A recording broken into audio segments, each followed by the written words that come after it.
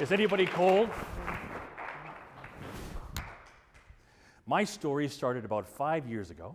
I'm perfectly okay now, and I give you permission to laugh. I regained consciousness underwater, looking up through my feet in the tea-stained water of the Massapequa River. I had a rope around my neck. I had just tried to hang myself from a 40-foot bridge. I was still alive. I rolled around the rocks. I got the rope off my neck. I stood up, and I was relatively fine. I was in knee-deep water. I had the rope in my neck, lost to the river. I had just made the biggest mistake of my life, possibly, as a Catholic, the biggest mistake a single person can make all by themselves and not affect anybody else, really, directly. What was I going to do? I asked the universe for a question. Most people just have to ask why they're here once. Well, not me. I had to ask twice. And the universe spoke back when a chubby fireman threw me a rope. And I had to make a decision. Was I going to be defeated? Was I going to slink away? Was I going to hide my depression and everything that happened with me and go back to the hospital or whatever and take drugs and be a hidden bad example, not help anybody?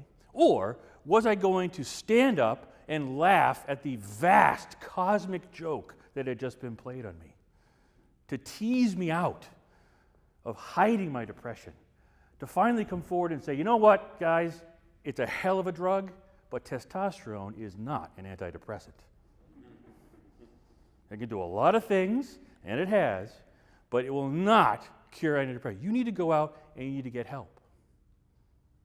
So that's what I started to do. I was told, Lance, you'll never work again. You can't go tell people you have depression.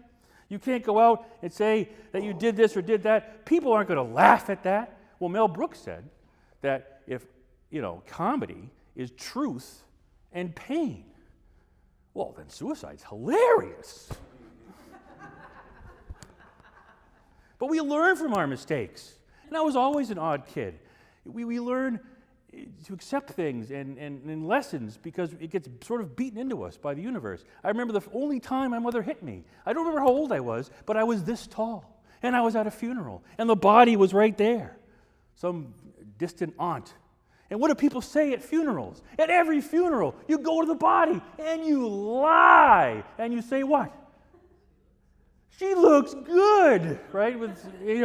And I was down there like this, and I went, she looks dead. I learned tact and how to dodge and various other things. I remember I was helping my grandfather with a chainsaw. We cut wood. They had grease all over my hands. We went to get one of those crappy subs at the thing in a warm Moxie. Nothing like warm Moxie. And so I'm eating the sub, and my hands were dirty when I started eating the sub, and my hands were completely clean when I finished. You learn hygiene. We had to be brave enough to accept our mistakes and go forward because we've all seen it. We've all gone to see public speakers, and who are they? They're perfect. They've achieved that highest goal. They've climbed Everest.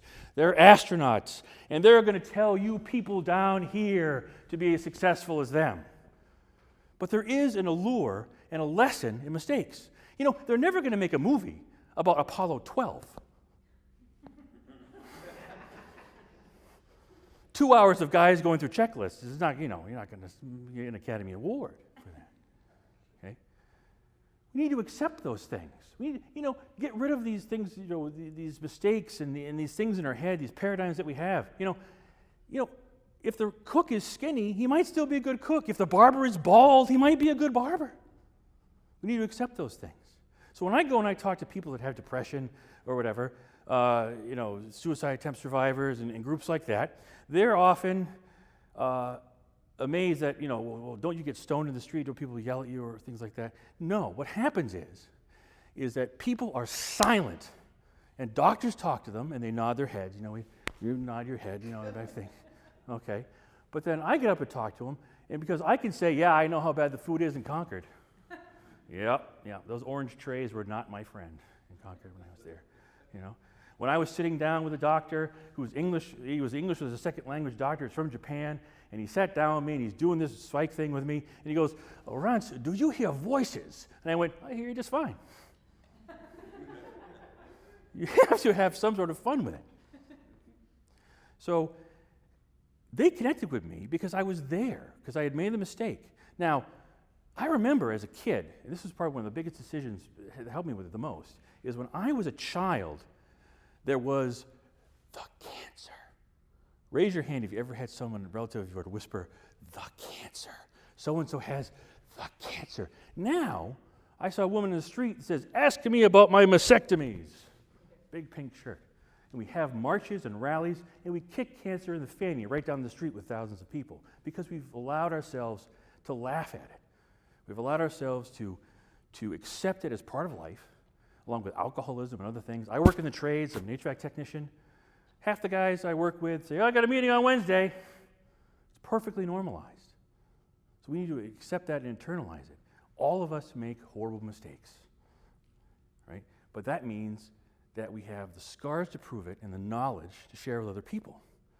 And it's those imperfect people that we believe the most. So I'd ask you to go forward now and remember the mistakes you made and share them with people and learn from them and do what my psychologist always says, hang in there. Raise your